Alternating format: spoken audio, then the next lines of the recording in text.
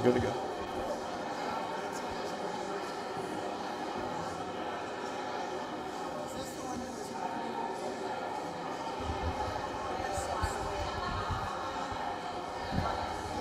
Hey, good evening to oh wow, that's kind of loud. Good evening to everybody. I hope you're doing well. My name is David Capes. I am the Director of Academic Programming here at the Linear Theological Library, so welcome to the library.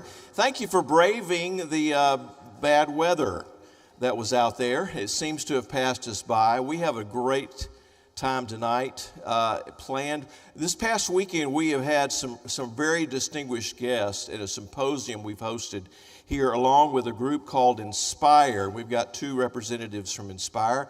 Let's see, we have Michael McAfee right here, a representative from Inspire, as well as Christian Ashkeland. So would you welcome them and say thank you they've helped us with this. It's a foundation that's doing great things, that we've worked together with them.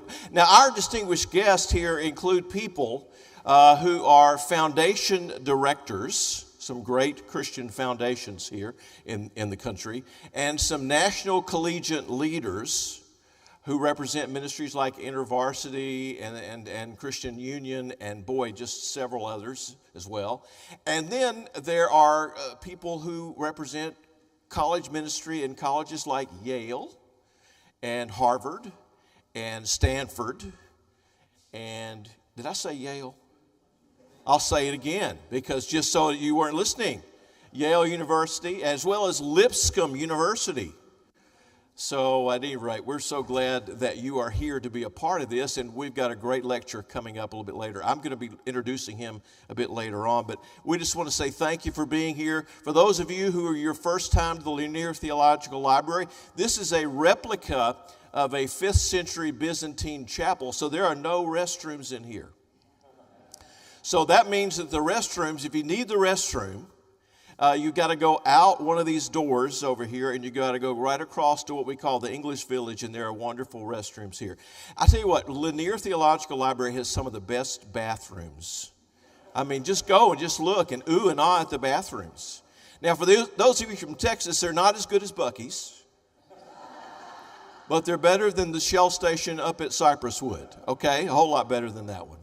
I thought that would get more laughs. But anyway, they're great bathrooms. So they're over there, and we're going to have a reception a little bit later. It's going to be in the library tonight because the weather is a little bit too dodgy for us to put it outside, which is our normal go-to when the weather is nice. But we have about 30 people who are here representing these colleges, universities, and foundations and collegiate ministries. And if you're from one of those, would you please stand? I'd like for our folks to recognize you and welcome you. So if you're part of our symposium this week, right, thank you. They're doing amazing work, critical work in places that really need a gospel witness. So we're very grateful for them and for what they're going to be bringing tonight. Now, as you walk through and go to the reception a little bit later on, the cobblestone streets are a little bit rough, so please use caution. We don't want anyone to trip and fall. We do have the gravel path, which is a little bit better, a little bit flatter for most of us, and particularly if you're in heels, please do your best to be very careful. If you need a little bit of help, then where's Dieter? Dieter's our bouncer here. No, I'm just kidding. There's Dieter. He was a bouncer back in high school. So, or was that college? Back in college. So Dieter can help carry you all the way as you need. Yes, yeah. He's not worked out this week, so he needs a little help. But Mark and Becky would like to be here. Mark has been in trial in Montana, and he will be, God willing, in Sunday school in the morning, unless Pastor Jarrett's going to take over. He did a fabulous job last week and filling in for Mark when he was a bit under the weather and very much fatigued. We're going to begin with a prayer in just a moment. Pastor Jarrett will lead us in that prayer. And we're going to listen very solemnly tonight to some issues that are confronting us as a nation and as Christians living in a culture, if you notice the title here, Anti-Christian Bigotry in the Academy and How to Fight It. I put that up on my webpage, and I got just the title, and I got several hate messages over the fact that I would put a title like that on my webpage. So just having the inclination of that, or the idea of that, the possibility of that, it has a way of just increasing tensions these days. So how do we deal with that? How do we address that? And a part of what this symposium has been about this weekend has been to do so with some of the best college leaders and foundation leaders and national collegiate leaders around, representing a variety of universities, state universities as well as private universities. Pastor Jarrett, thank you for being here. Please come and share. That's quite a step up there, so be careful with that. I fell one time. You did. I'm not going to get up there. I'm just going to pray for us and turn the mic back to you. So let's pray together. Lord Jesus, we bow in this moment, thanking you for this evening. Lord, thank you for the Lanier Theological Library and Foundation that puts events like this on, weekends like this on. So very important for us to be able to wrestle with important issues that we as Christians are facing today. And I thank you for all of the guests that are in town. I pray that this weekend has been fruitful for them and restful for them. And Lord, tonight, I just ask that you would help us to lean in. We pray for Dr. Yancey as he presents. Lord, I pray that you would speak to our hearts, show us your truth, illuminate our minds to what you would want us to see and to learn. And we just welcome your spirit into this place. We thank you, Lord, for a place like this where a community of faith from all different backgrounds can come together. And Lord, we look forward to hearing what you would want to say to us this evening. We give it to you, and we tell you collectively tonight that we love you and we worship you with all of our heart, soul, mind, and strength. In Jesus' name, amen. Thank you, Pastor. I'm going to brave it again. Okay, I'm up here. I'm going to be leading the Q&A a little bit later, and right under your seats there's a card or two that has a pencil associated with it. If you would just, if you have a question and you'd like to ask a question from our speaker tonight, feel free to pick one of those up, write down your question. Please use your best penmanship, because I have to read those and have to ask hopefully a salient and relevant question. And if you don't write it to where I can read it, I'll just make something up, which is probably good too. But at any rate, please write your question on there. We'll collect those at the very end after you hear his talk, and we'll give us a little bit of time to get those from the library as well. We've got people watching and streaming this, where we welcome you as well. Thank you for being with us tonight as a part of our lecture series. Now, this is our last lecture of the year, academic year. So it's being rounded off with that, except for one next week in Spanish. Pablo Dieros from Buenos Aires is going to be our speaker. If you speak Spanish, if you're really interested in his title, I would say it in Spanish, but I would embarrass myself, is the church in the 21st century. And he's speaking specifically about the Latino church, the Latin church. So if you have an interest in that topic, we've already got 350 people signed up for that lecture. We want you to come and be a part of that as well. And we're just grateful in partnering with some good people and putting that particular event on. Now, we have other events coming in the fall. I think some of those are written down for you. June 8th, N.T. Wright is going to be back. He's a pretty good sell right there. And then Amy Orr Ewing, who is from Britain, a wonderful woman, apologist from over there. She was with us last fall briefly. And then Esau McCauley, who was my last hire when I was at Wheaton College. And I left right after he came, and so he tells everybody, if you want your dean to leave, hire me, and your dean will leave. So anyway, he's going to be here looking at the question of kind of racial identity these days and times, and particularly in the black church and the history of slavery, all of that. Really interesting topic. He's a fascinating young man. He and his wife now are staying over on our property in Yarrenton. That brings me to this evening and the opportunity to introduce you to a fellow that I just really met about 6 months ago. Now, I knew him through his books, and here are two of his books. They're for sale over in the library. Hostile Environment, Understanding and Responding to Anti-Christian Bias. He's been writing about racial identity. He's been writing about racial biases and about bias in the academy and also in the arts and the media. The arts and the media. Well, I thought it was arts too. Oh, just media. Okay. Just the media. But he's been writing about that for some time. And he has been making a contribution. He is well known in the academy. Here's the other one. I mean, the title of this just gets me. So many Christians, so few lions. Have you heard that before? That's not Aslan on there, by the way, folks. That's not Aslan. Those are the lions that face down Christians in the Colosseum. And there are people today that truly, truly lament that Christians are no longer sort of rounded up and thrown to the lions. That's what those T-shirts mean. That's what those bumper stickers mean. I've even seen it on a onesie. Imagine. A onesie. A kid, 1-year-old, wearing so many Christians, so few lions. So we're entering into, and we have been in a time of real tension, and we are called to be Christians, to be light and salt in that kind of environment, that kind of world. So how do we do that? How do we go about it?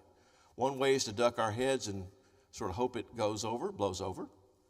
But we don't think that's probably the best way. We think there are probably better ways to do it.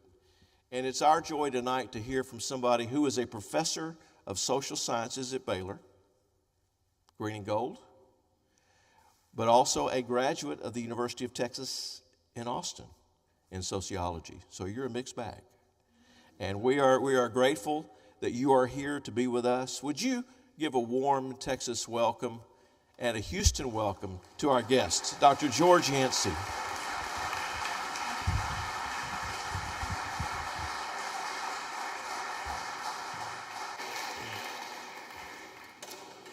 Thank you all very much for having me here, and I really appreciate it.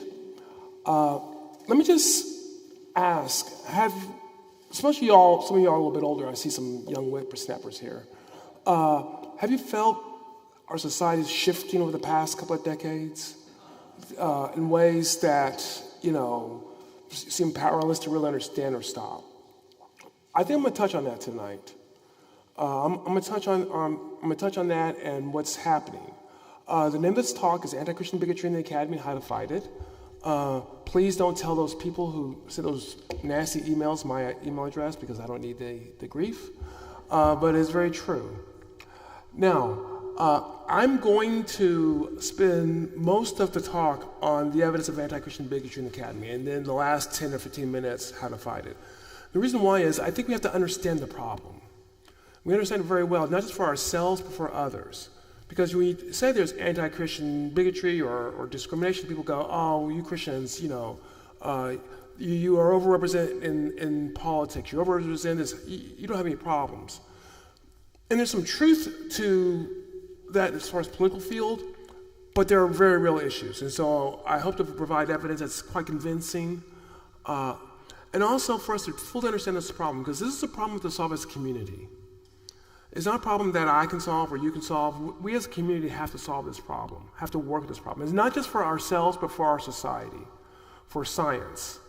And I'm going to make the argument that the anti-Christian bigotry is not just bad for us, it is bad for us, but it's also bad just for knowing truth, for knowing science. And so that's going to be what I'm going to argue. I'm not going to spend a lot of time with methodologies for one study. I'm going to refer to some of the research I've done. And if you want, and the books you can look up in, if there's questions on how I did the methods, I'd be happy to take them afterwards or in the reception or anything like that. But I'm really focused in on looking at the data and help us to get a good general understanding of where we're at. So with that, I want to start. Okay, I want to start by, instead of just looking at anti-Christian attitudes in the academy, I want to start by looking at anti-Christian attitudes in general. So let's start very big, and then let's narrow down to the academy. So to do this, there's a survey that asks what's called a thermometer question. So in 0 to 100, you rank the groups on how much you like or dislike them. So as you all know, I'm from Baylor and Texas. So if Oklahoma Sooners was there, it'd be 0. And of course, Baylor in Texas would be at that 100 spot. Baylor because they're paying my paycheck, and Texas is where I came from. So, how much do you like a group? Now they asked about 30 or 40 groups. I forget. I didn't look at the exact number. And what I did was I averaged the rankings for each respondent, and then I wanted to see if a respondent ranked a group a standard deviation below the mean. Because to me, that indicates that you don't like that group. You may rank them an 80, but if everyone else is ranked a 90, then that says something about them relative to the other groups. So no matter where you ranked, I wasn't looking at where you ranked. I was looking at, did you rank them below everyone else? If you did, then I said you had a disaffinity to that group. Not an affinity, a disaffinity to that group. All right?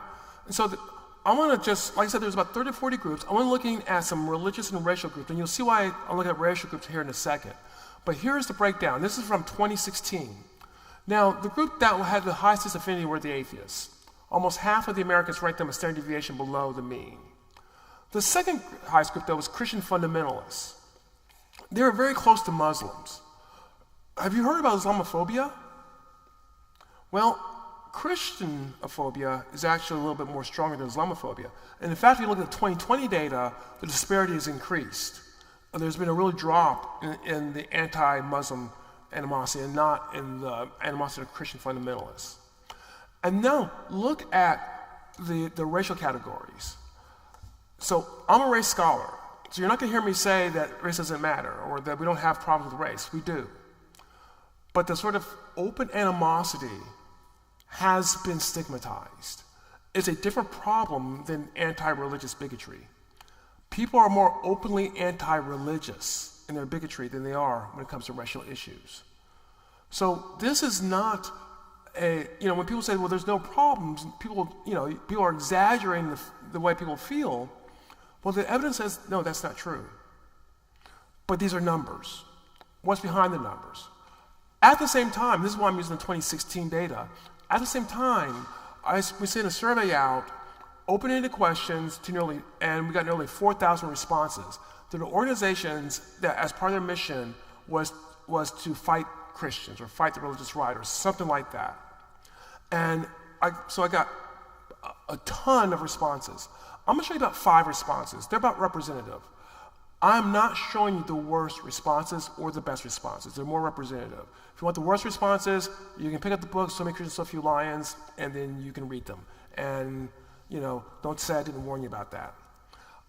What are some of the stereotypical images that are there? Their goal is to turn America, they're talking about Christians, their goal is to turn America to a theocracy. Christian, of course. I've heard it said that nothing in the world is more dangerous than sincere ignorance or conscientious stupidity. Their dangers remind me very much of the brown shirts, straight out of Nazi Germany. Narrow-minded, bigoted, racist people like to convert our country to a theocracy. Their agenda seems to include making America a theocracy, which frightens me as it would take us back to the Dark Ages, politically, culturally, educationally, and morally. Hateful, bigoted, a danger to our republic, the rights of others, and to democracy. Now, once again, these are representative comments. These are not the worst comments. These are pretty representative.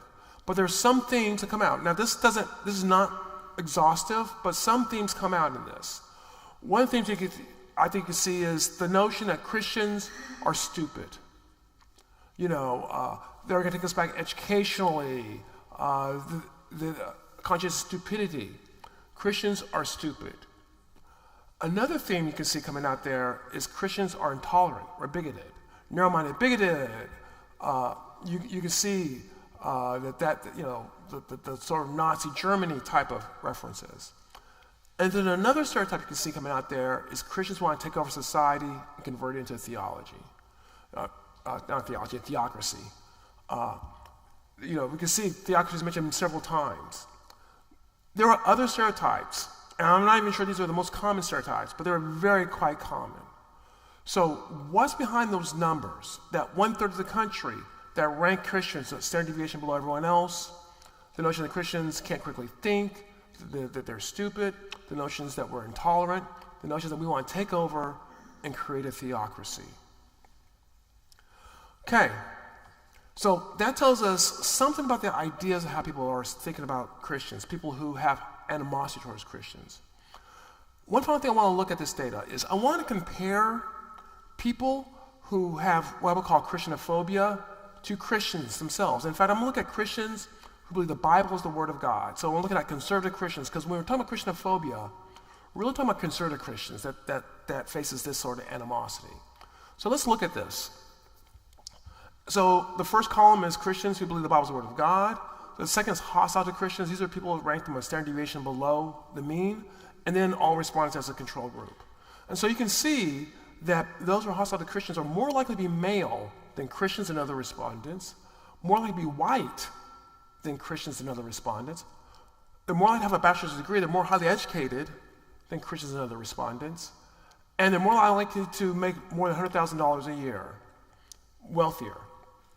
Male, white, wealthy, highly educated. In the social sciences, this is a group that we clearly see as privileged. This is a powerful group in society. I mean, how many times you heard straight white male, rich white male? Well, there they are. They're the group that are hostile towards Christians.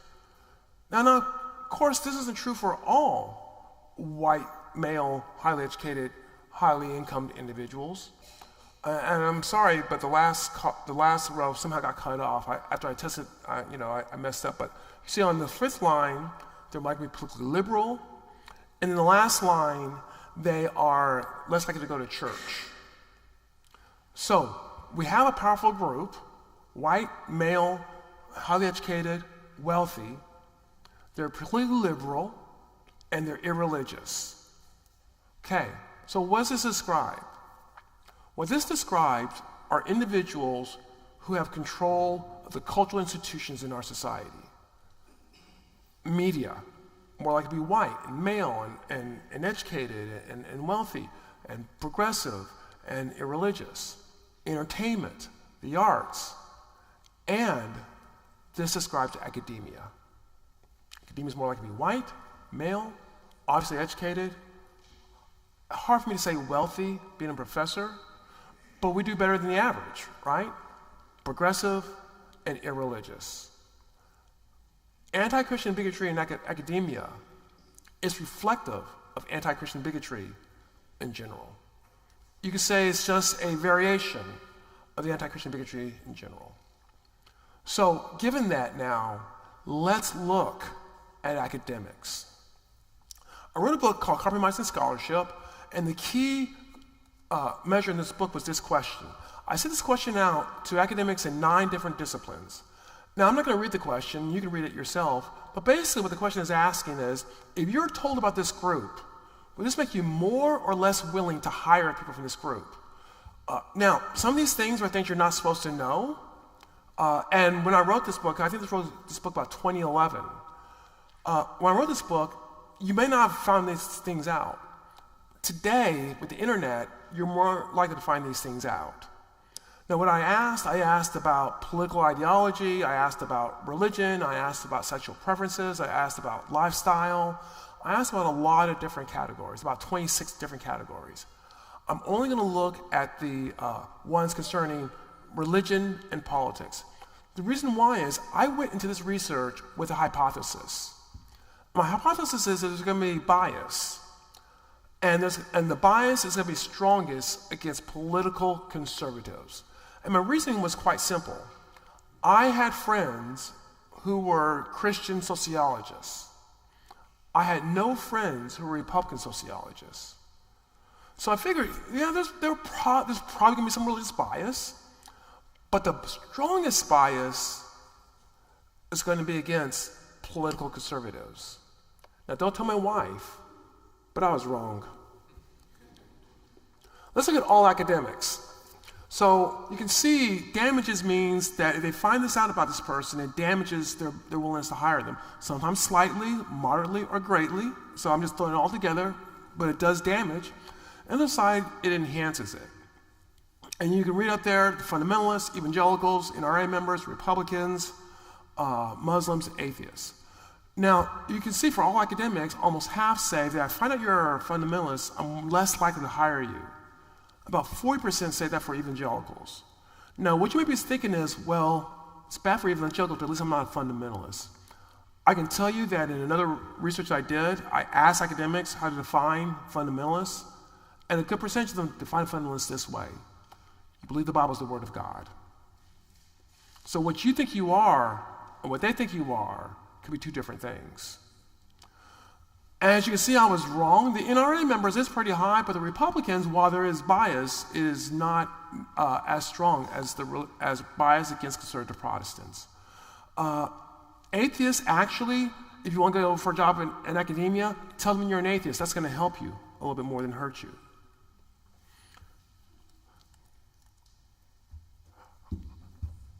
Mirzami, a speaker we had, was in English, and she had a hard time. We can now see why. Actually, I think these bars are higher. It's just they got caught up at 50%. But both evangelicals and fundamentalists, more than 50%, damage your ability to be hired. Among English academics, they find out about you. So we can see just how powerful that bias is in English. Chemists isn't quite as bad. It's not quite as high. And what I found is in the hard sciences, it wasn't as stringent. But we can still see that if the chemists find out if you're a fundamentalist or evangelical or an RA member, less likely to hire you greatly. And by the way, most of us academics already know this, but the way you get hired is there's a committee of other academics. So this is not the academics may not want you, but the dean's going to hire you anyways. A dean will not hire someone that the committee says, no, we don't want that person. Historians, you can see, again, the same sort of pattern. And go ahead and look at sociologists, my tribe, and the same pattern. So, those attitudes of anti-Christian bigotry results in attitudes of willingness to discriminate. Because it is technically illegal to discriminate someone if you're at a state school based on their religion, and yet we see about half the academics are willing to discriminate based on religion. Now, I'm only looking at hiring decisions. Maybe in other decisions, academics are more, shall we say, tolerant. Maybe it's just that hiring, that at that point in time. And this is the only study I'm going to look at that's not my own. It's by Inbar and Lammers. I actually met Inbar a couple months ago, and he's not a believer, but he gets it. He sees the problem, which is a reminder that not all academics share this sort of bias. And so, I would love to work with him on a project one day. What they do is they look at social and personality psychologists. So I looked at 9 different disciplines. They only looking at one. But their advantage is they look at not just hiring decisions, but whether or not we'll accept a paper for review, whether or not you will accept a grant for reviewing a grant, symposium, and hiring decisions. And the question they ask is, if you find out someone is a political conservative, or that if they send a paper, that the paper sort of has a theme that favors political conservatism, would you discriminate against it, or a grant? So here we see, they not only ask about the response about themselves, but think of a social desirability effect about the colleagues. So would your colleagues discriminate? And as you can see, that when it comes to having a paper reviewed, 1/3 of the colleagues would say, yes, I'm less likely to, I want to discriminate against a paper if I know it's from a political conservative, or it has a finding that supports political conservatives in some way. Grant review, about the same thing. If you want, you can do some research with little money, but a lot of times to do really good research, you need some money. Symposium hire, same thing. And the hiring decision is about where you expect it for a social science. Now, all this is about political conservatives, right? And you're saying, well, you may be in there saying, I'm a Christian, I'm not political conservative. But remember what we just found out. There's more discrimination against conservative Protestants than political conservatives. I think if they had asked about conservative Protestants, these numbers would be higher. Now, I can't absolutely say that for certain, but since we know that was the tendency in all the disciplines I looked at, why would it not be that way? So these numbers are probably higher if a paper comes across that seems favorable in some way to conservative Protestants, or if someone's applying for a grant that's favorable in some way conservative Protestants. Okay, so I did research a few years ago where I wanted to just personally survey academics. And I'll tell you a little bit about this one. Surveyed 4,500, sent it out, got 10% response rate. Not as great, but unfortunately it's becoming more the norm. Those are the breakdowns. We had the respondents rank religious groups on 0 to 100 scale, how much they liked, kind of like the thermometer. And then we asked the respondents open-ended questions about fundamentalists, evangelicals, and mainline Protestants. So here's what we found. First, as no surprise, fundamentalists and evangelicals are ranked lower than the other groups. They were the only groups that are ranked below 50. So 0 to 100, on average, people had more animosity towards these groups than positive feelings. Now, why is this? We also asked an interesting question. We asked a question about their social networks. In other words, we asked about all the religious groups, what percentage of each religious group is in their social networks at 15 and today. So I divided into Christians and non-Christians. So you can see at the age of 15, for about half of all the respondents had 0 evangelicals in their social networks. Today, about half says 0 evangelicals in social networks. And the scores for fundamentalists are around the same percentages.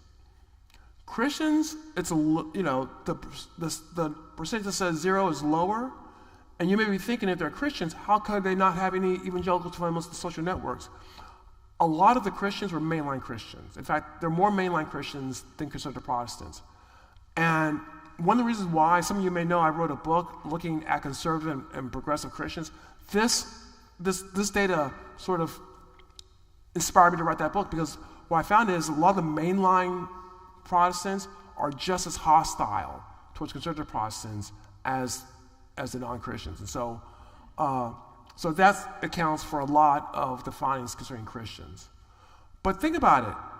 Your average academic, if you have 2 academics who are not Christians sitting before you, chances are one of those 2 has no friends who's evangelical or no friends who's fundamentalist. Now, the real value of the study, though, was those open-ended questions. Because there, I could see why why the academics rank conservative Christians so low. There are certain stereotypes: irrational, stupid.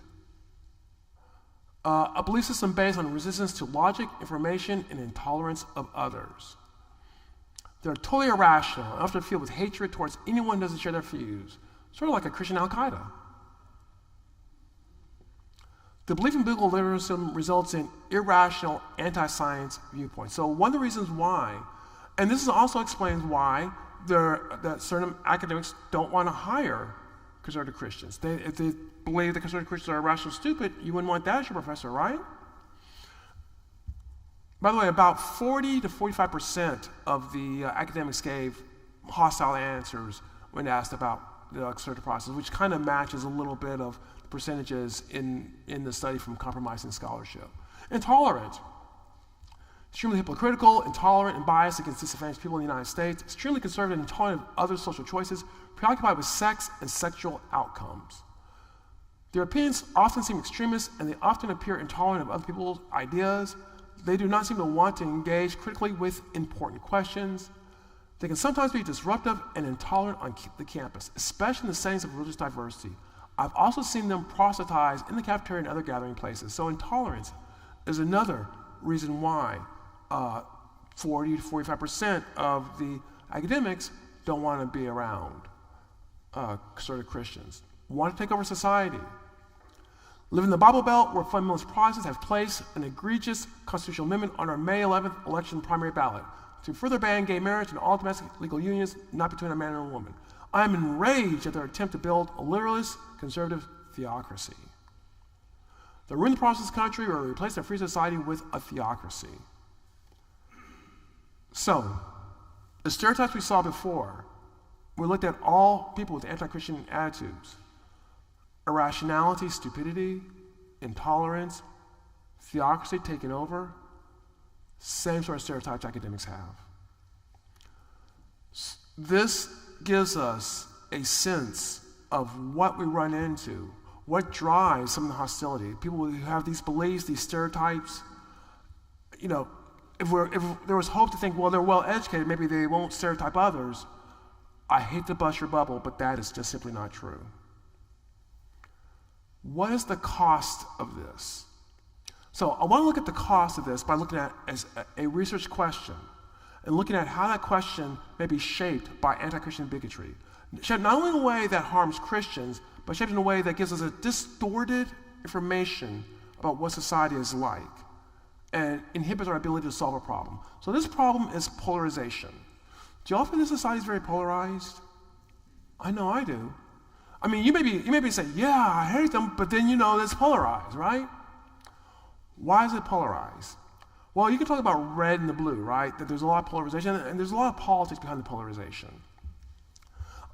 I'm going to rationalize this a little bit, and you're going to see why in a few minutes. But one way to think about it is, maybe the red we can think about sort of like, since we're talking about Christians, white evangelicals, or white fundamentalists. But we have to represent the other side. And how do we represent the other side? Who would be against that? Well, we just looked and we saw that whites, highly education, progressives. So let's talk about white conservative Christians and white progressive, highly educated individuals. And you may say, well, wouldn't some people of color fit into these? And yeah, there would. And I think that we could treat them that way, but I think that's the way that a lot of the dialogue tends to go along. And so, why are we polarizing with these two groups? Well, are they politically active? Because a lot of our polarization comes through our political combating, right? So, are these groups politically active? So, look at the 2020 American National Elections Study. They asked several questions about political activity, and I was able to divide it into white conservative Christians and white educated progressives. And you can see on every measure on political activity, white educated progressives are more politically active than white conservative Christians. Sometimes not by much, like attending a political rally, that's only about one percentage point, but then look at give money to political parties, contact federal officials, white educated progressives consistently are more politically active. You may have heard about the political activity of white evangelicals. Do you know that when you look at a ranking of political activity of all different religious groups, white evangelicals are really kind of about in the middle. They're not super low, but they're really not super high. There's a lot of, atheists are about the highest, and white educated progressives, if they were put in as a group, they would rank very high too. So if political division is driving us, the white educated progressives are more politically active than the white conservative Christians. This is not to say that the white conservative Christians are not politically active and that they may not be carrying some of the problems. But the problem is political action, political activism. White educated progressives are engaging in it more so. Now, if you point that out, what people will say is, well, it's because that the white conservative Christians, they're more intolerant, they're more authoritarian, they want to take away people's rights, whereas white educated progressives, they just want to help people out and help those who are disadvantaged. Now, I have to admit, it's hard to study that, and I'll tell you why. Questions that look at the authoritarianism of white educated progressives are not well designed. The content, they're not contextualized to really examine them. I looked through surveys to find questions that satisfy me. You asked about someone who's a racist, should you support him or not? That's not a really good question for a variety of different reasons to sort of discriminate between authoritarianism with white educated progressives. So I had to go to a study that I did in a book called Dehumanizing Christians. I didn't actually put this chart I'm about to put up in that book, but the data comes from there, because there I asked a question that's really contextualized to examine the attitudes of progressives in ways that other questions are not. So once again, I want to look now at authoritarianism. Who's willing to take away whose rights? And so I asked a series of questions about whether or not people are willing to take away the rights or to outlaw certain activities that are currently legal. And if they indicated any willingness, even slightly, then I put them as willing to outlaw. All right, so here we go. Here I had to use white born-again Protestants because of the way I asked the question, and then white educated progressives. So percent supporting outlawing abortion protesters. And as you can see, white educated progressives are more willing to do that. Percent support outlawing preaching against same-sex marriage. Once again, white educated progressives are more willing to do that than white born-again Protestants. Percent supporting outlawing communist activists. Here, white born-again Protestants are more willing to do that. So there's authoritarian both ways. There is authoritarianism both ways. And then percent support outlawing various religious cults. That's an interesting one because I can think of reasons why that the white educated progressives would not like religious cults, because they're religious, and white born-again Protestants would not like religious cults because, they're not Protestant. And it's about the same. If anything, the white educated progressives are a little bit more authoritarian on that question. Now, this sample is not a probability sample, and one of the reasons why I've not published with it is because it's not a probability sample. But I do have some confidence that authoritarianism is an issue among white educated progressives. I will not say it is more of an issue among them than white born-again Protestants, but it is an issue. So we have two groups. We have the white conservative Christians and the white educated progressives. And, both groups are politically active, but the progressives are more politically active. Both groups have authoritarianism. So if we want to look at this as a source of polarization, then we need to know about both groups. And indeed, since 2020, there's been several academic books that have had critical approach with the political activity of white conservative Christians. As you can see on these books as I put them up here. I'll admit, there's at least one book out there that I think is totally garbage. But some of these books are quite good. Some of the points they make are quite valid, and it's something that a white conservative Christian should take into consideration. Our political activity, how it may feed into polarization. There's been a lot of effort put towards looking at this. I know, and I looked at this up about 6 months ago. There may be more books since then. This is only since 2020, by the way. There may be more books since then. And I do know at least one of the authors up there was on Twitter talking about how the author got invited to apply for 3 different grants, each worth hundreds of thousands of dollars. If you're invited to apply for 3 grants and you don't get any of them, you're a horrible academic. And this person's not horrible, so he's probably going to get at least a couple of them. So probably going to do another book. So we have the books, and I think we have some understanding on the role white conservative Christians play in this polarization. So that's good. So let's look at the books now about critical of white progressives since 2020. And that's the books critical of the political activity of white progressives since 2020. There are no books out there. Now, you may think you're exaggerating. You didn't look anything up. You just put a blank sheet and you think you're cute. Well, let me tell you something. Earlier this year, I published an article on the political attitudes of white progressives, especially how they tie their attitudes on racial issues to their attitudes on conservative Christians. I have another article coming out later on this year that's a variation of that. To do those articles, what I have to do, I have to do a literature review. I looked up for books that looked at the political activity of white progressives. If someone has one, please let me know, because I need it for my research. Those books do not exist. And think about why they don't exist. Because the answer given polarization is the problem is conservative Christians. The bias in our academia tells us what questions we can ask and what the answers are going to be. If the answer is white conservative Christians, why would we look at white progressives? Why would we look at progressives at all? And if you want to do research on that, good luck getting a grant. You just saw the evidence on, if you get a grant that doesn't comport to the storyline, which is the problem is white conservative Christians. My problem is not that there are critiques of white conservative Christians or conservative Christians. I'll throw myself in there. That's not my problem. We should be open to learning.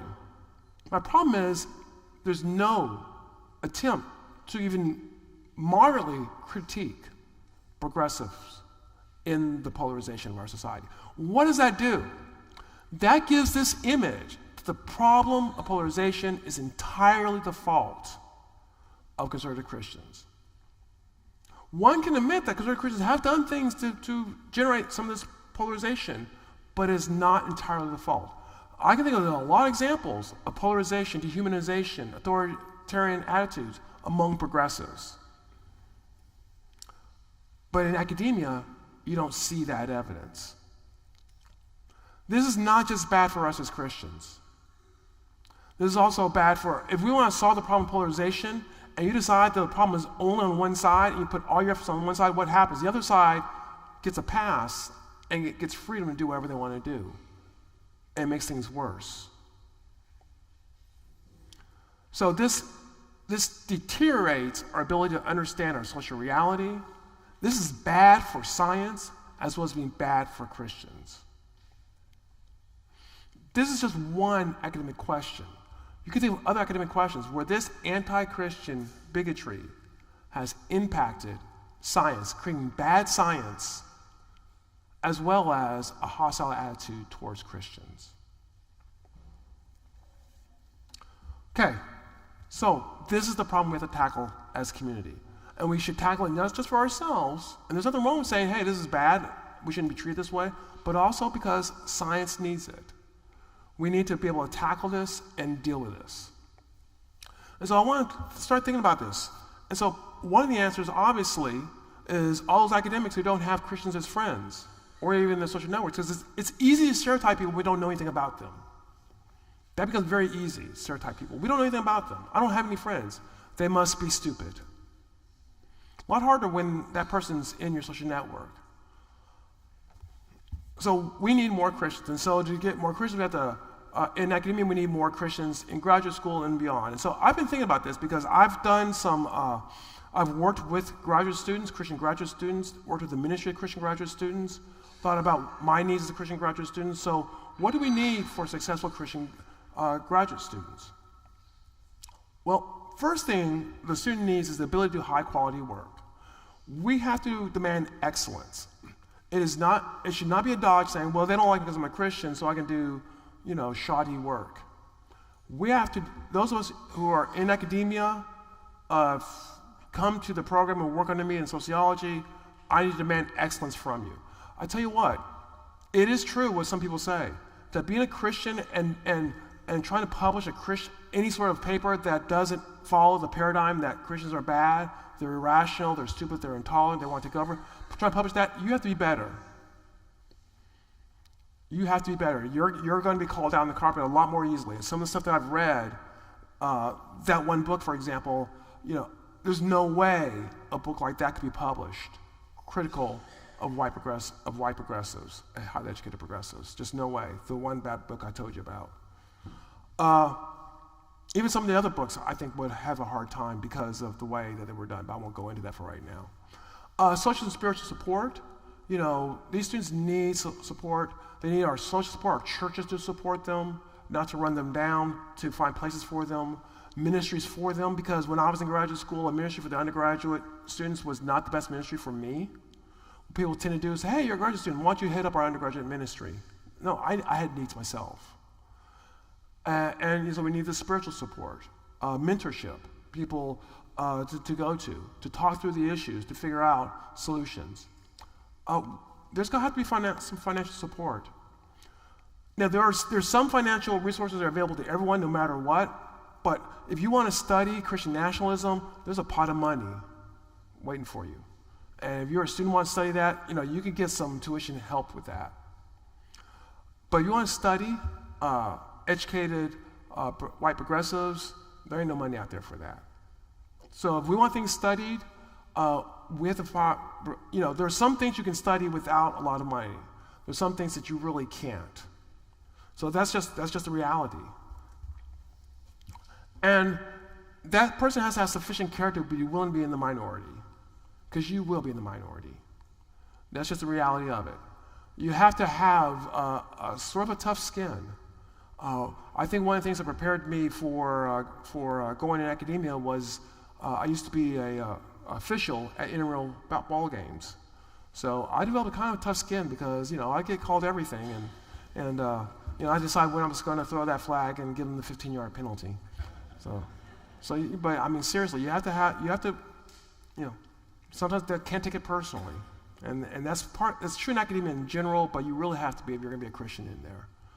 So as we think about trying to put Christians into academia and how we're going to help Christian students, these are some of the things that they need. Some of it themselves, you have to be called to it. If you're not called to it as a Christian, you shouldn't do it.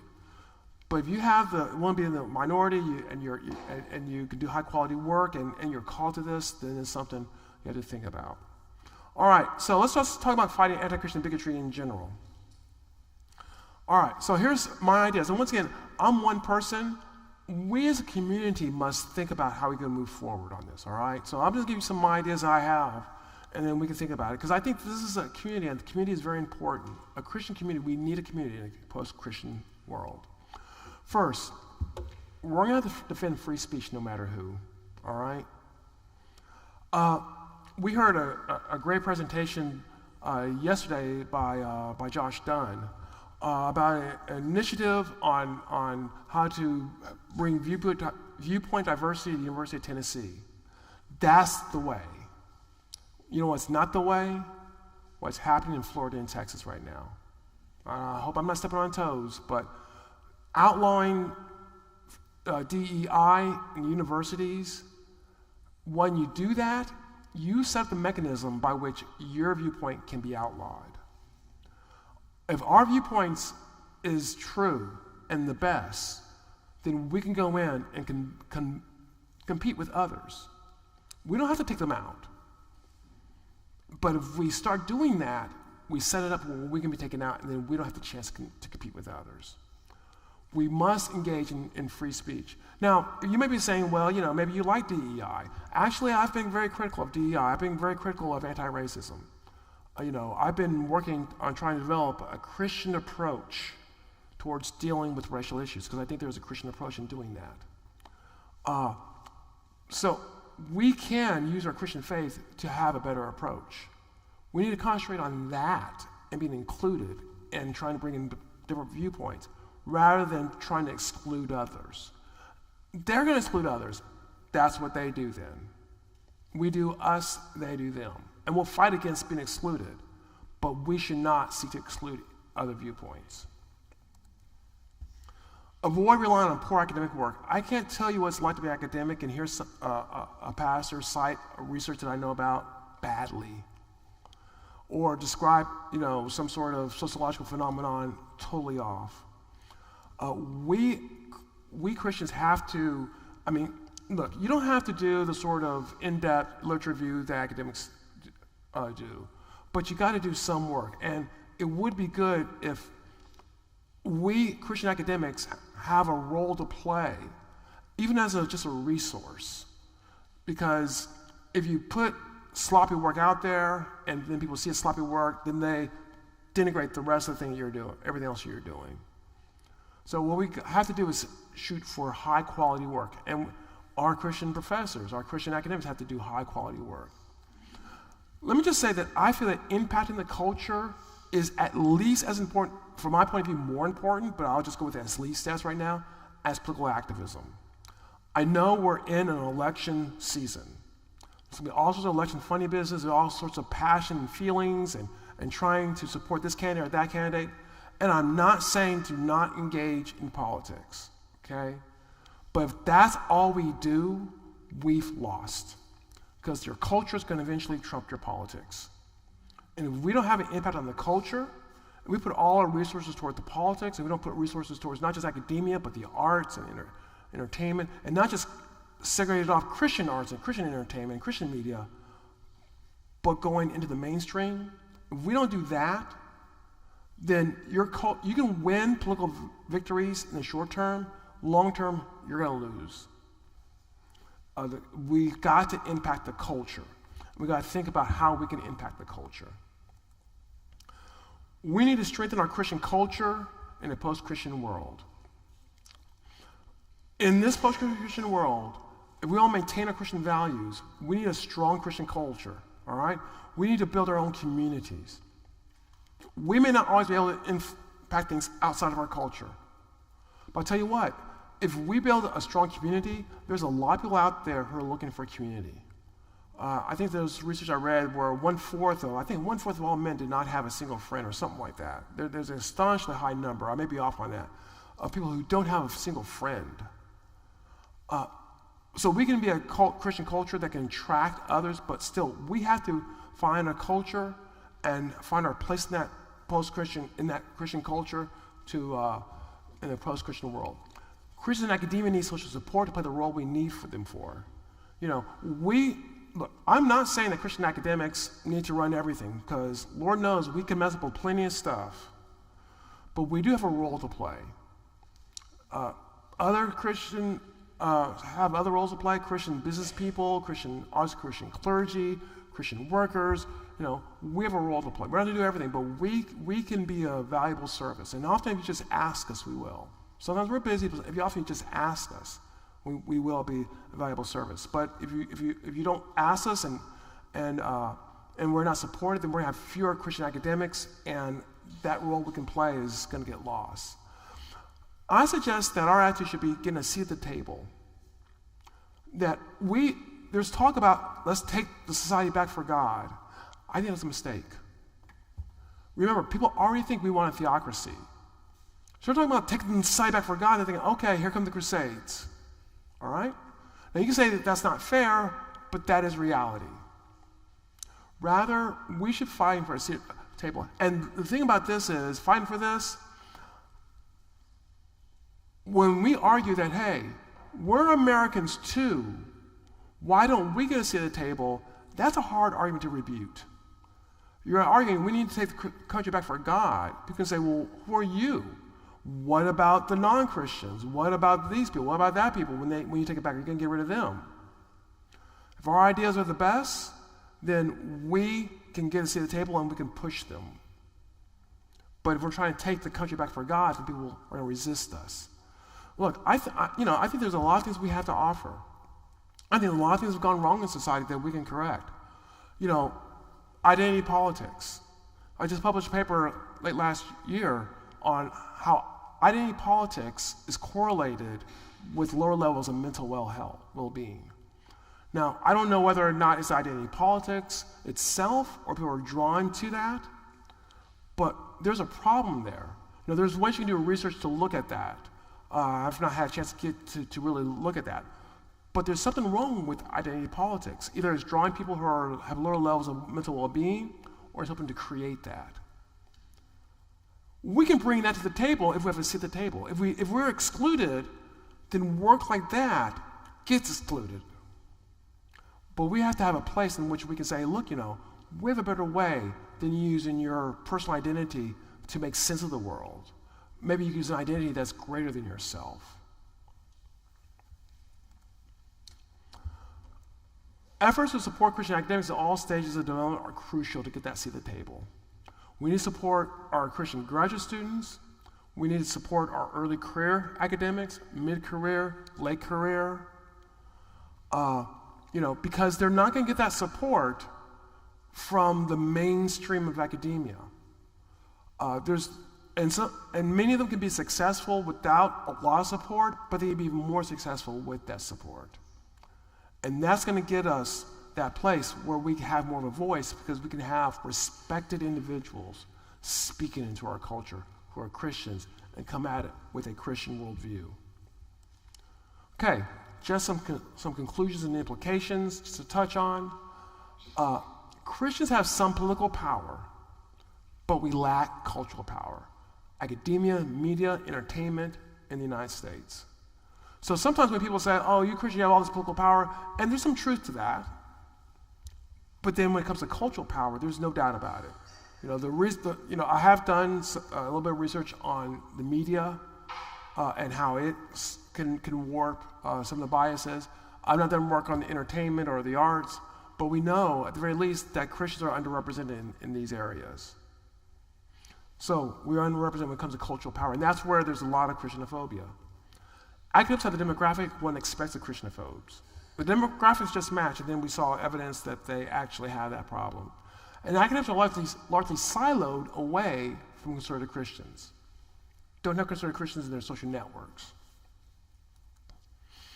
Anti-Christian bias impacts what academic questions are asked and how they are answered. What is the solution towards race relations? Well, we need a vigorous anti-racism. Well, all the data on anti-racism or diversity training, well, most of the data, I won't say all, most of the data shows that this doesn't work. But that's the answer, so we have to keep trying to figure out ways, rather than what I would say a more collaborative conversation Christian approach. What's the problem with polarization? Christians are the problem with polarization. That's the question, and that's the answer you're supposed to have. So the bias shapes how the questions are asked and what answers you're allowed to give. Anti-Christian bias weakens science, as I think I showed, that it distorts our ability to answer scientific questions. Efforts to support Christian academics are important in creating a Christian culture in a post-Christian society. Academics have a role to play in our Christian culture. And maybe we need to figure out what that role is. But it has a role, an intellectual role that has to be played for in a post-Christian society. And working together, we can maintain a thriving Christian community in a post-Christian world, and we can outlast Christianophobes. I think there's reasons why we can outlast them. I think, if you look at birth rates, if you look at what's happening in our larger society, the alienation, that if we can maintain our thriving Christian community, it may be something that I don't see in my lifetime, maybe it happens in my kids' lifetime, my grandkids' lifetime, but we can keep thriving, but we have to maintain that Christian community. And academics is a way in which we can do that. With that, I thank you all for your time and attention, and I look forward to questions.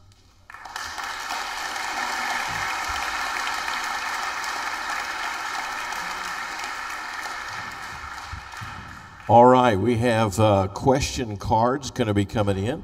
If you have one, if you please raise it up, and one of our good folks will grab it from you and bring it up my way. Now, I've already got one. Somebody already gave me one. First of all, thank you. Sure. There are some organizations, I need to say, who are doing the kind of support you're talking about with Veritas Scholars and with Radio Christi and some of these other organizations on campuses. And almost all these folks are involved in that one way or another. Oh, thank you. Thank you, my friend. Thank you. Oh, wow. Okay. How does Mark do this? Okay. All right. Going once, going twice. All right, okay. Would you consider Dave Rubin's two books, Don't Burn This Book and Don't Burn This Country, as critiques of progressive liberals in the United States? I've not heard of those books, so I don't know. Okay, so possibly? I need to read them. All right. I need to see it. Look at those in your research. All right, what's it called again? Don't burn this book and don't burn this book. Is the person an academic? I don't know if it's done in an academic. Yeah, I was talking about academics. Okay, you're talking about academics. I was talking about academics. Yeah, you might find them. You might find them among a popular. Because there are activists who will write about them, but Okay. I'm talking about academics. Yes. Okay. So here's a question I thought was a good one. Hopefully, if I can find it among all these other great questions. When you were going through your work, how did, as a sociologist, how did your work sort of come up against, and how was it considered your worldview, particularly against critical theory? All right, so Your work in sociology, yeah, but your particular worldview, as you were approaching that, as Sure. your professors understood. well, I'll just tell you about my worldview as far as critical theory and that sort of stuff. Okay. I think critical theory actually has value in looking at some of the problems in our society. Now, I think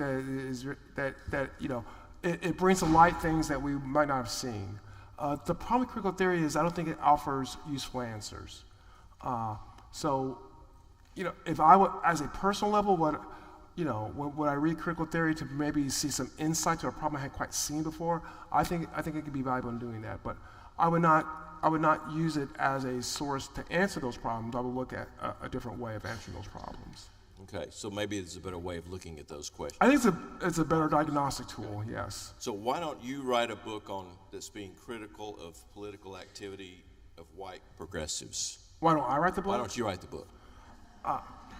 Okay, fair question. That book needs to be a good book, okay? Because you can imagine the attacks that book's going to get. I've done a couple of articles, so I have some quantitative data from secondary sources.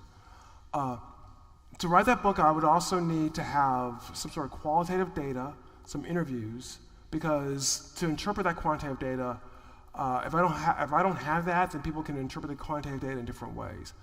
It would also be ideal if I was able to have a primary probability sample in order to do that. So, yes, I thought about writing that book, but I will not write a book that's halfway there because it's almost worse than nothing. Now, I'd rather write a good book and then take the slings and arrows than write a halfway book, and then people will say, well, you can interpret this way. You don't have any qualitative work. Well, I have to admit that then. So yeah, I'm willing to write the book. I know that there's not a lot of people who be willing to write the book. I think I'm in the best position to write the book, but I have to have the right sort of data before I'm willing to write the book. If you were to write that book, could you find anybody to publish it? I've gotten books published. Yes, that book will get published if I write it the way I will approach it. I don't know if I'll get Oxford University Press, but I'll get a good, decent decent academic publisher. Yes, I will. Okay. And my history speaks for itself. I mean, maybe I'll go to New York University Press, or I just got a book from Templeton, so I'll go back to some editors and see if they want. If they don't, then I'll shop it around. I'll get it published. Yeah. Get it published. Somebody writes, I'm starting my PhD this fall. What advice do you have for a Christian going into academia? How do you live out your faith and not risk losing grants, promotions, opportunities? Okay, so spiritually find a good Christian church and people who will support you. From an academic point of view, I will tell you, and I told the group earlier today, before I got tenure, people knew I was a Christian, but they didn't know a lot more about me. I think that there is wisdom in as we were saying today, not flying the Jolly Rogers as soon as you can.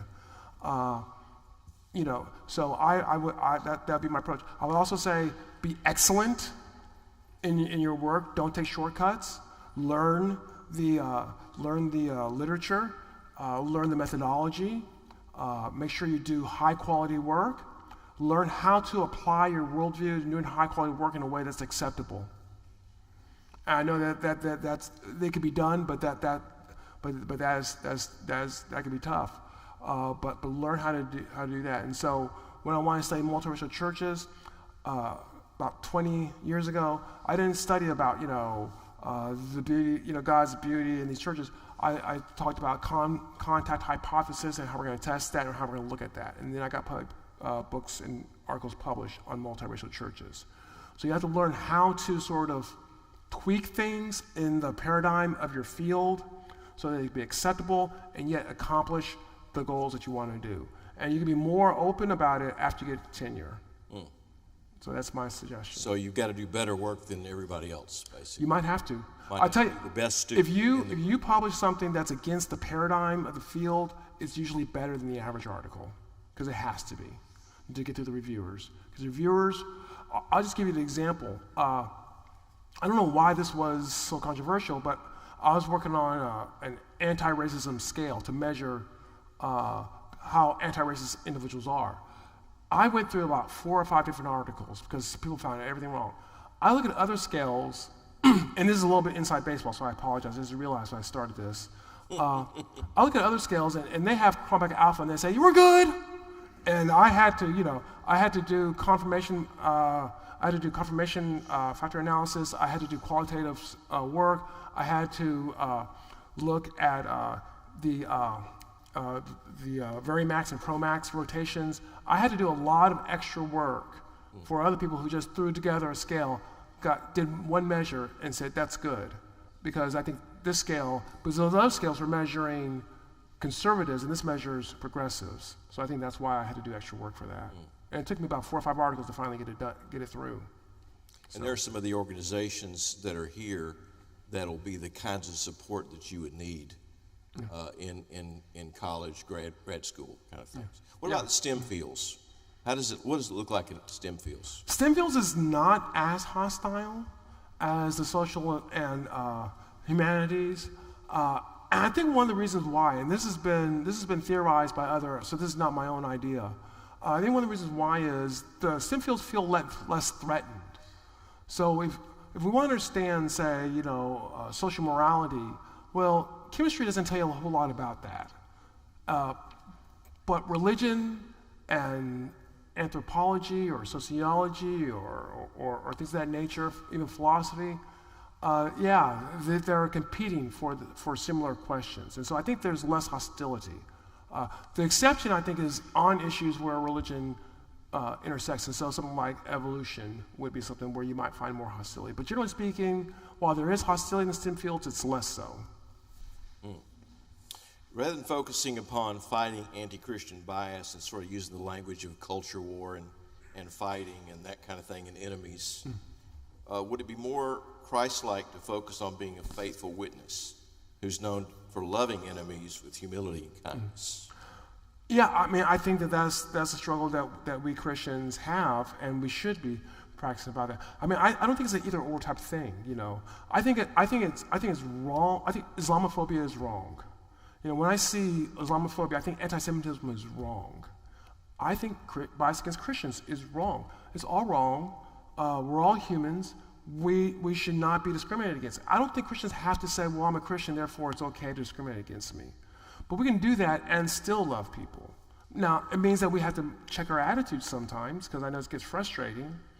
But yeah, I think it's a both and. I don't think it's an either-or type deal. So should we abandon the language of culture war and enemies? Yeah, we may want to look at our language. Yes, I mean, I don't like to call people enemies. Maybe they're opponents, maybe they disagree with me. I don't want to call, because that sets them off as people to be defeated. Sounds like very polarizing, right? Yeah. The DEI bureaucracies by nature preclude white male evangelical Christians from having a seat at the table, so eliminating them in places like Florida and Texas from administration rather than classroom. Is that not the right thing to do? Should we just eliminate it altogether since they already demonstrate? I don't think it's right for the state government to do it. I mean, I would have no problems if University of Texas Austin said, we don't want DEI bureaucracy. We, as a college, decide not to do that. I would not write them and say, no, you got to keep that, because I'm critical of the DEI. But when the state government does that, a one-size-fits-all type of thing, because DEI can mean different things. So there could be some DEI programs that are using some principles that actually work, but they're eliminated too. So I don't like the state government doing that. Yeah.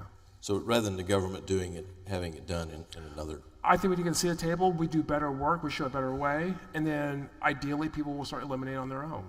So you think Christians can win, Christian conservatives can win the battle of ideas, if you will, getting away from bad life. If we have the better ideas and we have an even playing field, then yes, we can.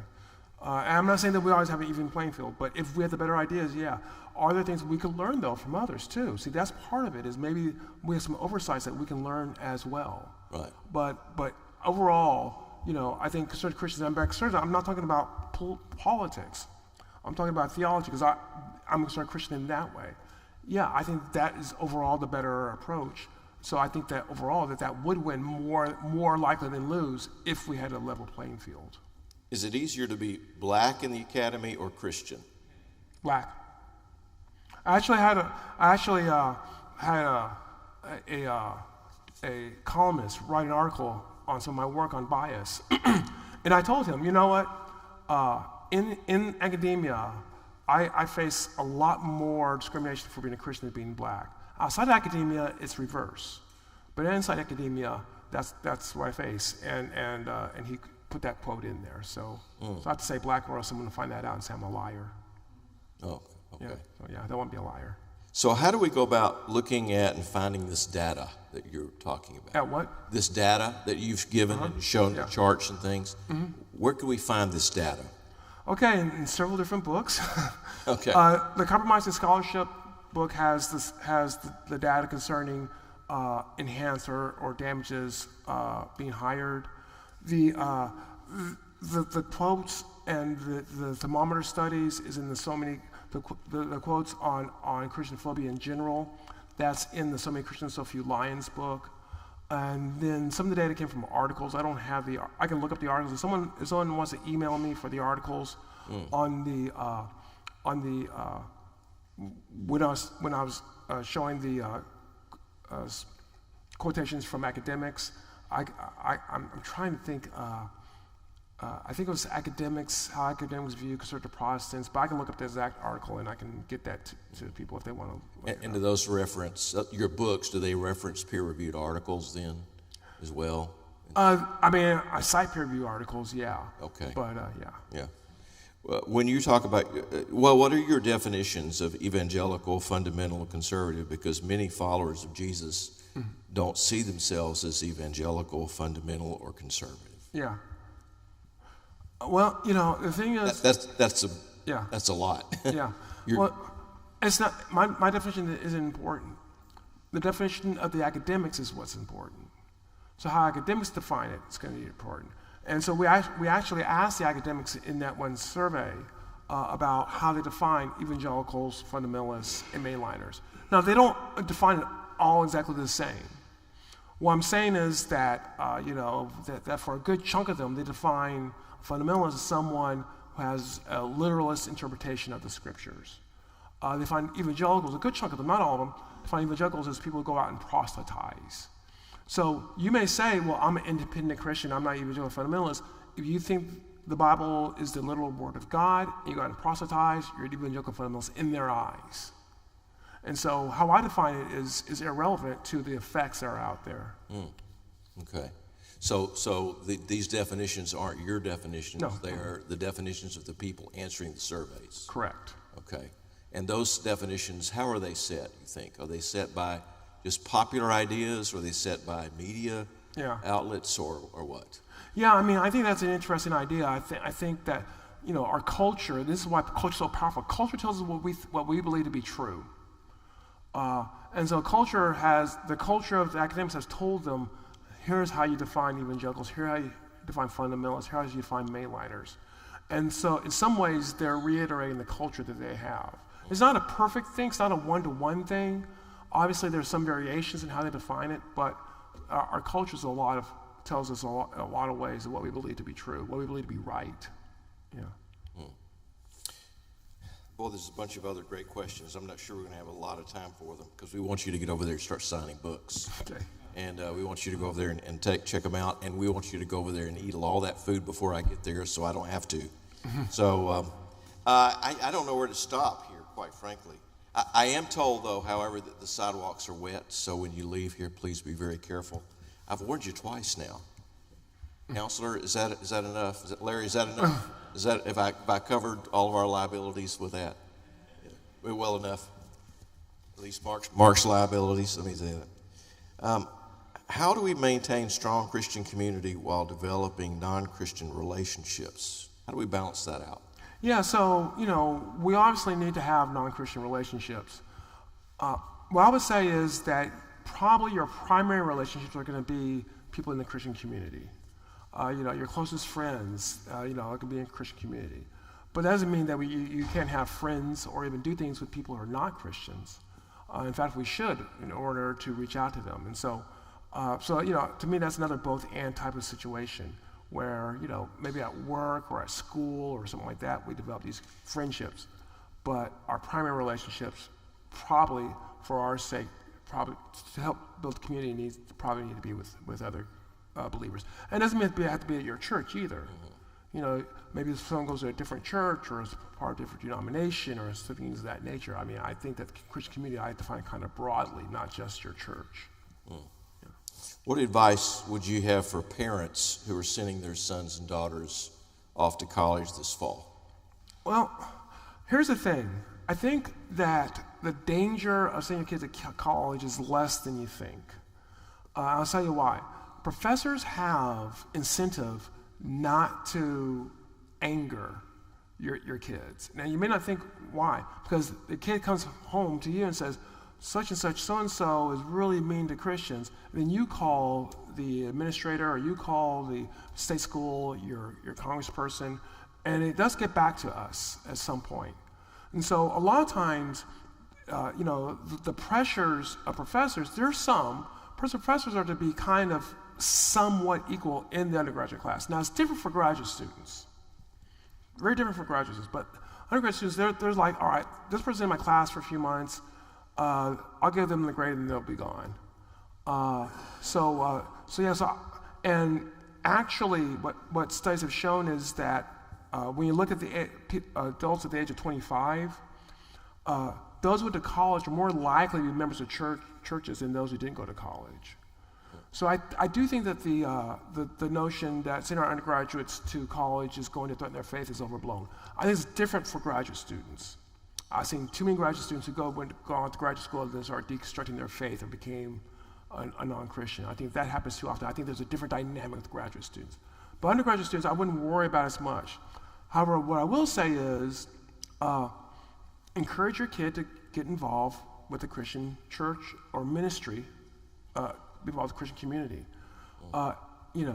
Do the best you can. Of course, they're adults, so they can do what they want to do. Try to see if they'll get involved with a church or a ministry when they go to college. And I think that is one of the best ways to help sort of protect them. Because then they're with other students who are facing the same problems, same struggles, and there's a community there.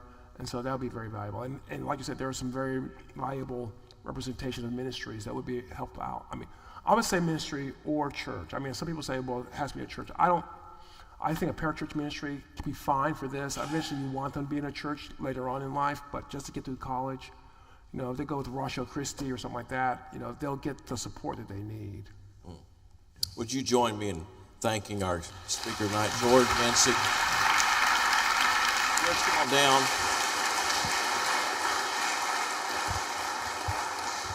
We want to get George over to the library so that he can start signing some books. But we want you to get over there too, so you can have some of Pierre's delicious pastries tonight. I'm so grateful for your presence. I'm so grateful for your prayers and your support. This is a great and important ministry. We have so many great leaders here. If you want to stop by and just say hello to some of them, I'm sure they'll be glad to chat with you a little bit about who they are and what they do. May God bless you in your going and in your coming in the name of our Lord. Amen. Amen.